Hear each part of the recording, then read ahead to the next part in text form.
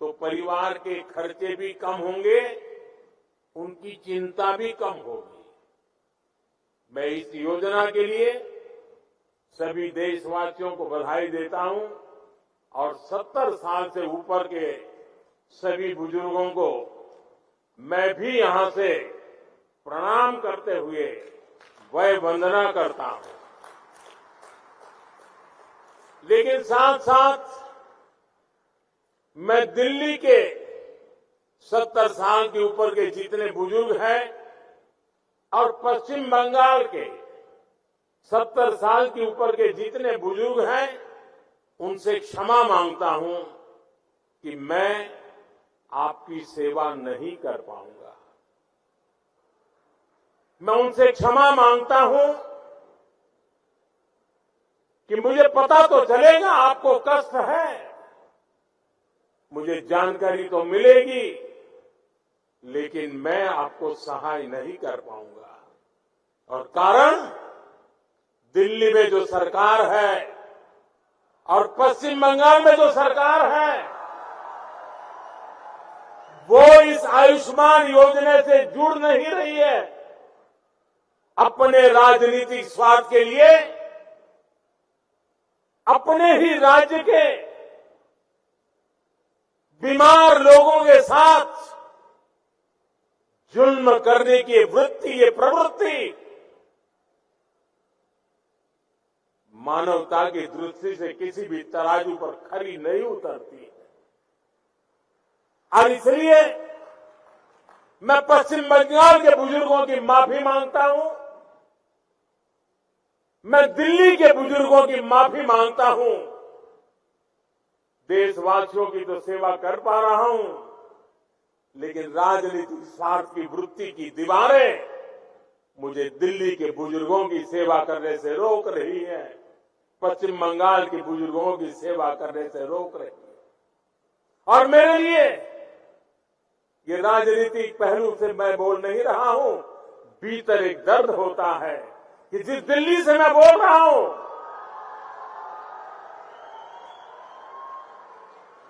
दिल्ली के भी बुजुर्ग मेरी बात सुनते होंगे।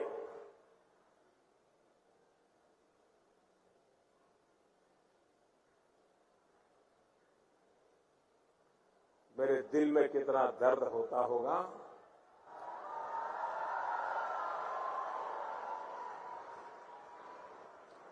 मैं शब्दों में बयान नहीं कर पाऊंगा। साथियों, गरीब हो, मध्यम वर्ग हो, सभी के लिए इलाज का खर्च कम से कम हो, ये हमारी सरकार की प्राथमिकता रही है।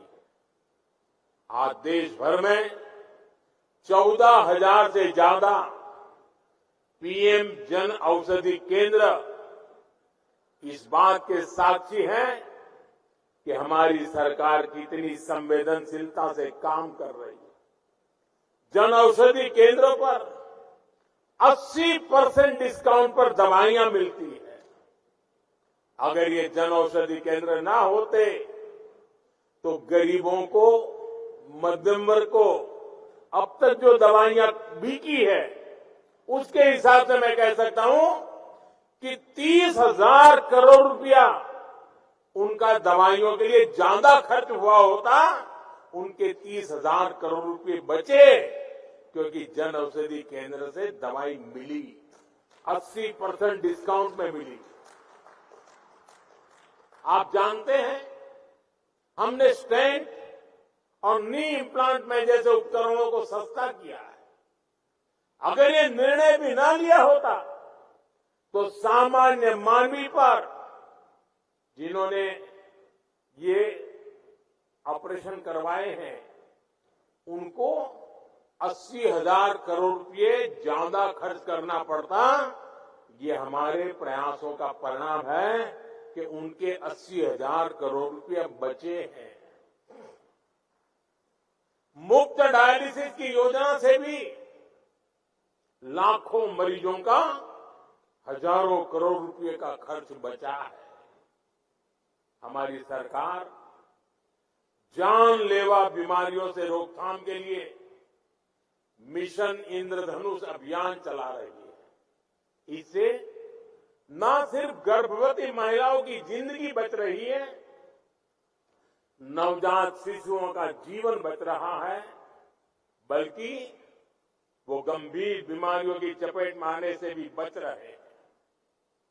मैं अपने देश के गरीब और मध्यम वर्ग को महंगे इलाज के बोझ से बाहर निकाल कर ही रहूंगा, और देश आज इसी दिशा में आगे बढ़ रहा है। साथियों, आप जानते हैं, बीमारी से होने वाली परेशानी और रिस्क को कम करने के लिए सबसे जरूरी होती है टाइमली डायग्नोसिस। अगर कोई बीमार होता है तो उसे जल्दी जांच की सुविधा मिले, जल्दी इलाज शुरू हो सके। इसके लिए देश भर में 2 लाख से ज्यादा आयुष्मान आरोग्य मंदिर खोले गए हैं। आज इन आरोग्य मंदिरों पर करोड़ों लोगों की कैंसर, ब्लड प्रेशर, डायबिटीज जैसी बीमारियों की आसानी से जांच हो पा रही है। आसानी से जांच की वजह से लोगों का इलाज भी समय पर शुरू हो रहा है, और समय पर शुरू हुआ इलाज भी लोगों के पैसे बचा रहा है। हमारी सरकार स्वास्थ्य के क्षेत्र में टेक्नोलॉजी का ज्यादा से ज्यादा इस्तेमाल करके भी देशवासियों के पैसे बचा रही है। ई संजीवनी योजना के तहत अब तक 30 करोड़ लोग, यह आंकड़ा छोटा नहीं है, 30 करोड़ लोग मान्य प्रतिष्ठित डॉक्टरों से ऑनलाइन परामर्श ले चुके हैं। डॉक्टरों से निःशुल्क और सटीक परामर्श मिलने से भी उनके बहुत पैसे बचे हैं। आज हमने यूविन प्लेटफॉर्म भी लॉन्च किया है। इस प्लेटफॉर्म के साथ ही भारत के पास अपना एक टेक्नोलॉजिकली एडवांस इंटरफेस होगा। कोरोना के समय हमारे कोविन प्लेटफॉर्म की सफलता को पूरी दुनिया ने देखा है। पेमेंट सिस्टम में यूपीआई की सक्सेस भी आज एक ग्लोबल स्टोरी बन चुकी है। डिजिटल पब्लिक इंफ्रास्ट्रक्चर यानी डीपीआई के जरिए वही सफलता भारत अब हेल्थ सेक्टर में दोहरा रहा है। साथियों, हेल्थ सेक्टर में आजादी के 6-7 दशकों में जो काम नहीं हुआ, वो बीते 10 वर्षों में हुआ है। बीते 10 साल में देश में रिकॉर्ड संख्या में नए एम्स और मेडिकल कॉलेज खोले गए हैं। आज इस कार्यक्रम में ही कर्नाटका, यूपी, एमपी और मध्य प्रदेश, वहां कई हॉस्पिटलों का शिलान्यास हुआ है। कर्नाटका के नरसापुर और बोम्मा सांद्रा में, मध्य प्रदेश के पीथमपुर, आंध्र प्रदेश के अचितापुरम और हरियाणा के फरीदाबाद में नए मेडिकल कॉलेजों का शिलान्यास हुआ है। यूपी के मेरठ में नए ईएसआईसी हॉस्पिटल का काम भी शुरू हुआ है। इंदौर में भी अस्पताल का लोकार्पण हुआ है। अस्पतालों की बढ़ती हुई संख्या बताती है कि मेडिकल सीटें भी उतनी ही तेजी से बढ़ रही है। मैं चाहता हूं किसी गरीब बच्चे के उसका जो डॉक्टर बनने का सपना है, वो सपना टूटना नहीं चाहिए। और मैं मानता हूं सरकार की सफलता उसमें भी है कि मेरे देश के किसी नौजवान का सपना टूटे नहीं। सपनों में भी अपना एक सामर्थ्य होता है। सपने भी कभी कभी प्रेरणा का कारण बन जाते हैं। मैं चाहता हूं किसी मध्यम वर्ग के बच्चे को मजबूरी में मेडिकल की पढ़ाई के लिए विदेश न जाना पड़े। इसलिए पिछले 10 साल से भारत में मेडिकल सीटें बढ़ाने का एक अभियान चल रहा है। बीते 10 साल में एमबीबीएस और एमडी की करीब कुल मिलाकर 1 लाख नई सीटें जोड़ी गई है। और मैंने इसी साल लाल किले से घोषणा की है कि आने वाले 5 वर्ष में हम मेडिकल लाइन में 75,000 नई सीटें और जोड़ेंगे। आप कल्पना कर सकते हैं गांव-गांव तक डॉक्टरों की पहुंच कितनी ज्यादा बढ़ने वाली है। साथियों, आज देश में 7.5 लाख से ज्यादा रजिस्टर्ड आयुष प्रैक्टिशनर हमारे यहां है। हमें ये संख्या भी और बढ़ानी है। इसके लिए भी देश में काम चल रहा है।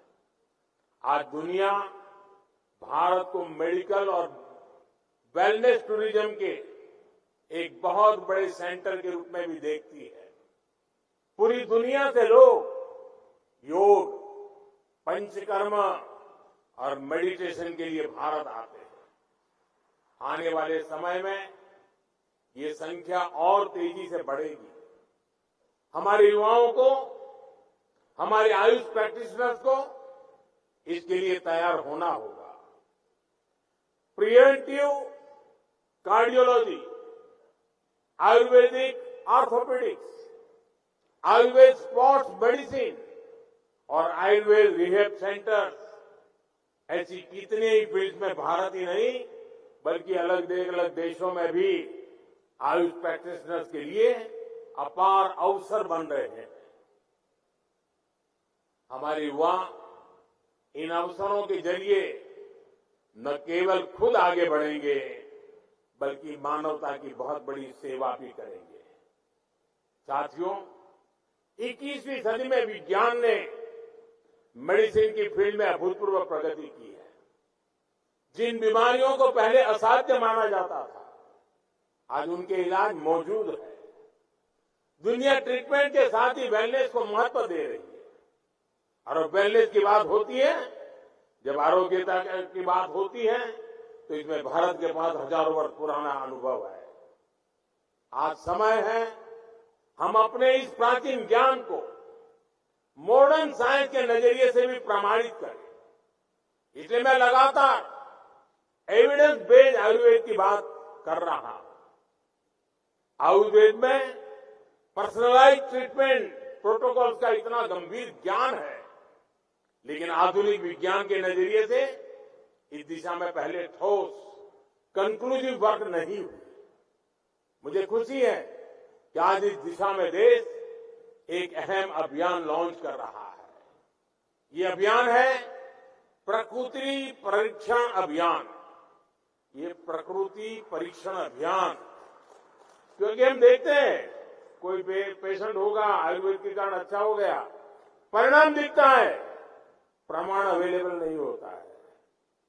हमें परिणाम भी चाहिए, प्रमाण भी चाहिए, ताकि हमें दुनिया को दिखाना है कि हमारे पास विश्व के आरोग्य की जड़ी बूटी पड़ी हुई है। इस अभियान के तहत आयुर्वेद के सिद्धांतों पर हम हर व्यक्ति के लिए आइडियल लाइफस्टाइल डिजाइन कर सकते हैं। हम बीमारियों के आक्रमण से पहले ही उन लोगों के लिए रिस्क एनालिसिस कर सकते हैं। मैं मानता हूं इस दिशा में सकारात्मक प्रगति हमारे हेल्थ सेक्टर को पूरी तरह से रीडिफाइन कर सकती है। हम पूरी दुनिया को हेल्थ केयर का नया पर्सपेक्टिव दे सकते हैं। साथियों, आधुनिक मेडिकल साइंस की सफलता का एक और बड़ा कारण है हर प्रिंसिपल का लैब वैलिडेशन। हमारे ट्रेडिशनल हेल्थ केयर सिस्टम को भी इस कसौटी पर खरा उतरना है। आप देखिए, अश्वगंधा, हल्दी, काली मिर्च, ऐसी कितनी हर्ब्स हम पीढ़ी दर पीढ़ी अलग अलग उपचारों के लिए इस्तेमाल करते आए हैं। अब हाई इंपैक्ट स्टडीज में उनकी उपयोगिता साबित हो रही है।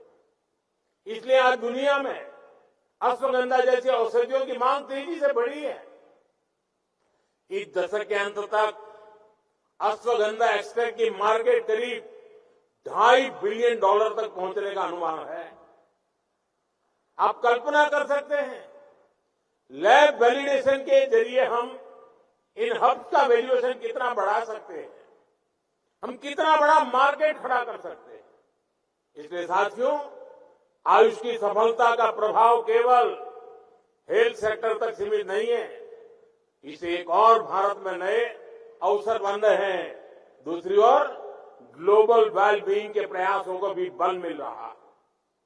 हमारे प्रयासों से 10 साल के भीतर भीतर आयुष देश के फास्टेस्ट ग्रोइंग सेक्टर में शामिल हो गया है। 2014 में आयुष से जुड़ा मैन्युफैक्चरिंग सेक्टर $3 बिलियन था, $3 बिलियन। आज वो बढ़कर लगभग $24 बिलियन हो गया है, यानी 10 साल में 8 गुना ग्रोथ। इसलिए आज देश का युवा नए नए आयुष स्टार्टअप्स लॉन्च कर रहा है। ट्रेडिशनल प्रोडक्ट्स, टेक्नोलॉजी ड्रिवन नए प्रोडक्ट्स, नई सर्विसेज, इन सबसे जुड़े 900 से ज्यादा आयुष स्टार्टअप आज देश में काम कर रहे हैं। आज भारत अब 150 देशों में कई बिलियन डॉलर के आयुष प्रोडक्ट एक्सपोर्ट कर रहा है। इसका सीधा लाभ हमारे किसानों को हो रहा है, जो हब्स और सुपर फूड्स पहले स्थानीय बाजार तक सीमित रहते थे, अब वो ग्लोबल मार्केट में पहुंच रहे हैं। साथियों, इस बदलते परिदृश्य का ज्यादा से ज्यादा फायदा किसानों को मिले, इसके लिए सरकार हब के उत्पादन को बढ़ावा भी दे रही है। नमामि गंगे परियोजना के तहत गंगा के किनारे नेचुरल फार्मिंग और जड़ी बूटियों के उत्पादन को बढ़ावा दिया जा रहा है। साथियों, हमारे राष्ट्र चरित्र की, हमारे सामाजिक ताने बाने की आत्मा है, सर्वे भवन्तु सुखिनः, सर्वे सन्तु निरामया। सब सुखी हो, सब निरामय हो। बीते 10 वर्ष में हमने सबका साथ सबका विकास के मंत्र पर चलकर इस भावना को देश की नीतियों से जोड़ा है। आने वाले 25 वर्षों में स्वास्थ्य क्षेत्र में हमारे प्रयास विकसित भारत का मजबूत आधार बनेंगे। मुझे भरोसा है, भगवान धन्वंतरी के आशीर्वाद से हम विकसित भारत के साथ साथ निरामय भारत का सपना भी जरूर पूरा करेंगे। और साथियों, जब मैं परिणाम और प्रमाण की चर्चा करता था, हम एक काम की दिशा में बहुत ताकत लगाने वाले हैं, और वो है हमारे देश में हस्तप्रत मैन्युस्क्रिप्ट बहुत बड़ी मात्रा में बिखरी पड़ी हुई है।